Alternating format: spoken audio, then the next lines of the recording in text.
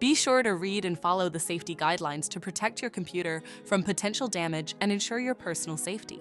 For more information about safety guidelines, see the owner's manual at dell.com/support.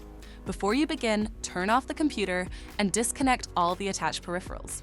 Before proceeding, ensure your computer is in service mode. To enter service mode, press and hold the B key on the keyboard and then press the power button.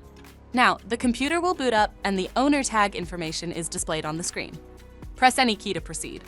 The computer will emit 3 short beeps and shut down, indicating it has entered the service mode. Loosen the captive screws holding the base cover in place. Using a plastic scribe, pry the base cover from the palm rest assembly, starting at the top edge and working your way around to release it from all sides. Now, lift the base cover from the palm rest assembly. If your computer is unable to enter service mode, disconnect the battery cable from the system board. To remove the battery, loosen the 2 screws at the rear of the base cover. Remove the 6 other screws and pry the cover off the system to remove it. Find and unplug the battery cable. Identify the battery and remove the 5 screws. Lift the battery out of the system.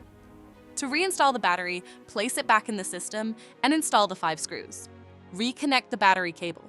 Secure the base cover with the 8 total screws. If the battery cable was disconnected earlier, make sure to reconnect it to the system board.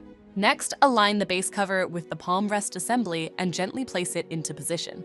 Tighten all required screws to secure the base cover in place. To exit service mode, connect the AC adapter and press the power button. Please note, the system will only power on and exit service mode if the adapter is connected. For more information about your Dell system, visit dell.com/support.